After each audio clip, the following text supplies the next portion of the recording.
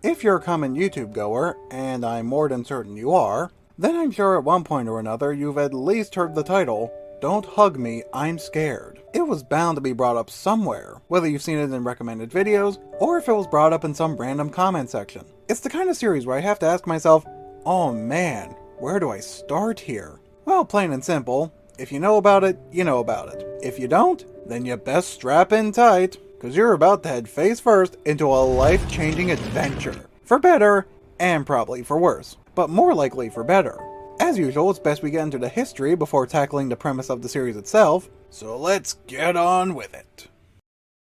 The series goes back as far as 2011, created together by Joe Pelling and Becky Sloan, who first made their acquaintances as college students, and they made other friends around that time until they had enough to start their own potential film team, and so they did. And they gave themselves the team name, This Is It Collective. So as you could tell, they came up with this idea for the film as mostly just for a big project for their class. And that project ended up being the whole start point of Don't Hug Me, I'm Scared, which to their surprise ended up becoming a whole franchise. The series has a specific routine that is followed in every episode. On the surface level, it looks like it's going to be completely innocent with these bright colors and these soft puppet characters on the screen, accompanied by upbeat songs for educational purpose. And most of it gives off the impression that nothing's gonna go wrong. Until the very end when they get to their deep, dark twist. And I do mean dark. I can see fresh newcomers looking at this thinking, hey, how did this manage to avoid COPPA? Well, that's still a mystery, since they've shown us in the past that they don't have a problem striking down videos that have deeper, darker impacts, via a kid-friendly looking atmosphere. These videos and their songs feel like they have some educational value on a kiddie level, but it's not just that. They go into both the innocence of the topics they cover, and then suddenly go into a deeper, darker, more disturbing side around the end. But even when using this exact same layout for 5 episodes, or 6 technically, but I'll go into that in a bit, they still found ways to grab the viewer's attention, with amusing gags and moments, memorable characters and settings, and catchy songs overall. Naturally, the first episode of the web show was intended as just a one-off thing from the start, and nothing more. It's kind of noticeable when you see some of the changes and details between this episode and the rest of the series. But after the unexpected success of that episode alone, the gang was determined to keep going and flesh it out, make more episodes, and make the video they started from into a more fully structured series. And that was more noticeable in the second half as there was more mystery and continuity taking place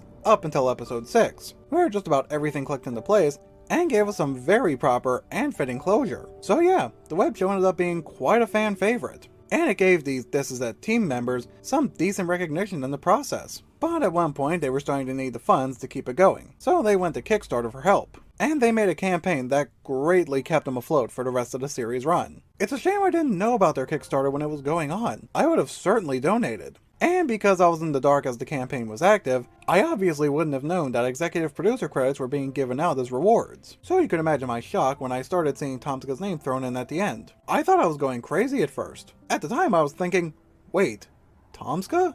You mean that Tomska? He helped make this? Yeah, me neither. You guys want to go skateboards? Well, technically he did with his donation, but during that time I was under the impression that he was going to be more involved with the behind the scenes crew or something. So I found the series fairly enjoyable during its run, and apparently many others have too, to the point where it started stretching out to other big networks, which brings us to 2017 when a bunch of production teams came up to them and made a deal with them to help them make their own full-fledged show. Sounds like it could have potential, but with this in mind, it does raise a big question. Could a project like this actually work? Like, can it be done? Well, it goes without saying now, but we know that it obviously can be done. We've all seen it come to light before our very eyes. But that's not really the big concern here. What should be asked is, can something like this be done at this kind of scale while still ending up good? I'll admit, despite the high potential this series had, I still have my doubts on it getting its own show. Given the flatlined history of other big YouTube brands getting a big project like this, the trope of famous YouTube stars getting a chance of this kind has been going on for years.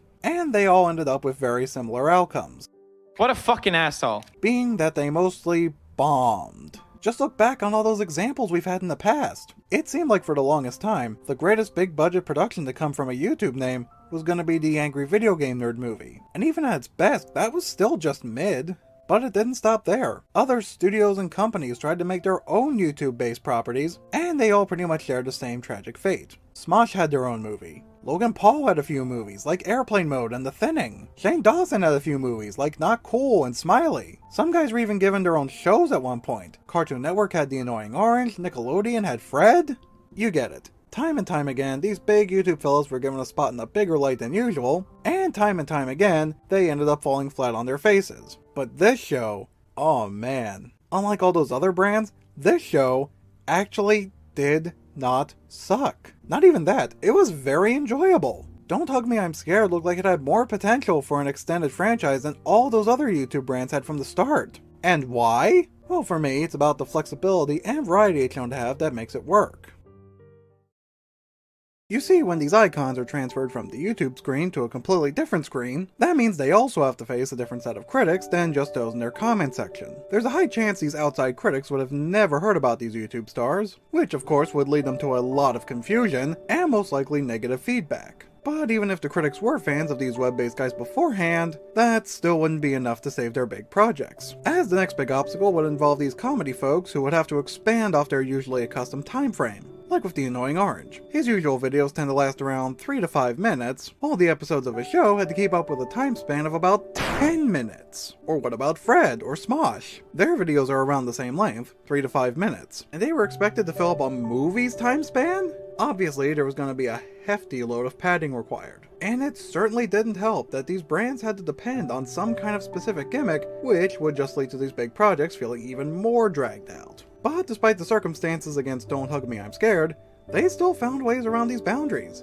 Well, okay, not entirely. Like the other web shows, these episodes were around that same time frame. But now they had to come up with stories that would fit 20-minute time frames. But one big saving grace they had was that their gimmick could adapt well to just about anything. These three friends could sing songs and learn about so many different things, and they learn about the dark side they have in the end. And sure, this means they now need more than a song to keep the story going, but thankfully these guys had some personalities that were not only well established in the web show, but also nicely adapted and fleshed out in the TV show, which play out fairly well in each story they go through in each episode. And naturally, spoilers are about to arise from this point onward, so, you know, viewers beware.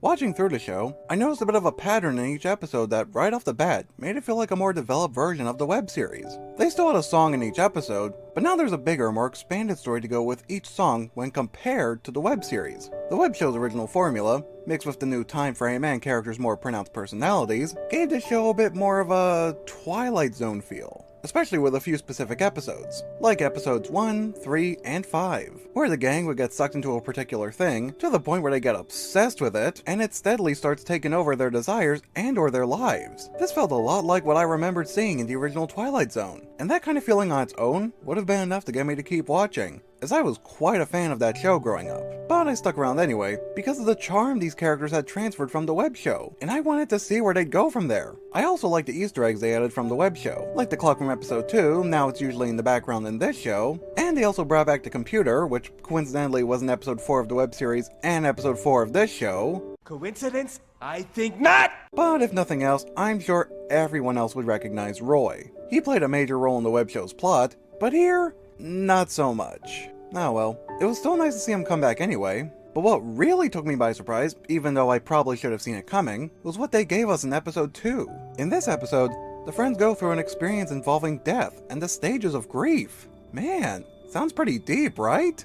Up until this point, the franchise was never really known for taking itself too seriously. And, well, in this case, it still doesn't take itself all that seriously. But the metaphors and representation they gave us were surprisingly powerful in this instance. Of course, it wasn't going to be completely serious. This series is not known for its drama. So of course they had to throw in some goofy antics, and yet, it still fits in with everything. Now, one difference some may have noticed in the series when compared to the web show was that this show didn't really have as much of a story arc going on. Sure, there was still some continuity thrown in, but that wasn't until episode 5. And even still, it was just a brief foreshadowing and cliffhanger hinting toward the plot of the next episode. And that's all we really got. Unless they decide to add more elements to this newly established story in season 2, but as far as I know, there's been no sign of another season coming.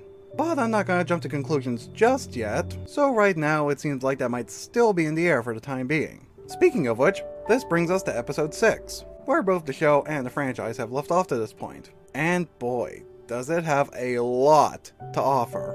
Well, starting off with the usual premise, with the friends learning about something through song and unexpected outcomes, but even more unexpected plot elements come up this time. The yellow guy becomes not just smart, but also smart enough to explore the house's upstairs rooms, which took me by surprise. I thought they would have been upstairs at some point before in their lives, and I certainly wasn't expecting the rooms to have these things. But the biggest surprise of all comes from Leslie, who reveals that she was the one who determined the fates of these three friends.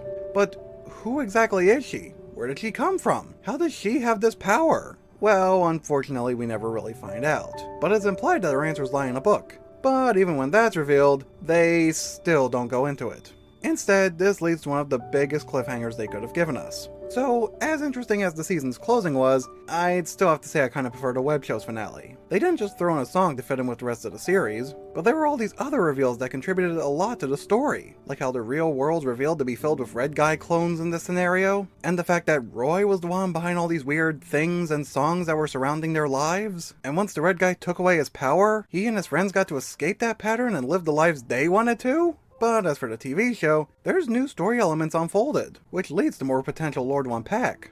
I'd love to see this kind of stuff expanded on, but that's the thing. At the time of this recording, there's still no sign of a second season coming out. Or none that I could find anyway. But even despite everything we've seen alone in the TV show's finale, this show is begging for a second season. The formula is still fresh even after the TV transmission. They've proven these last few years that they could make so many songs and stories with the system they have. They could have more potential to go even further. The gang could all get to meet her, along with those usual disturbing scenarios seeping into their lives in between the time. I'm sure it would take a lot before the crew starts running dry on ideas. There's definitely room for a second season at the least. I may not know what their plans are at the moment, but I'm sure many others would like to see more of this new version of the franchise be developed and have the story keep going. But like I tend to say at the end of these videos, we'll soon see, won't we?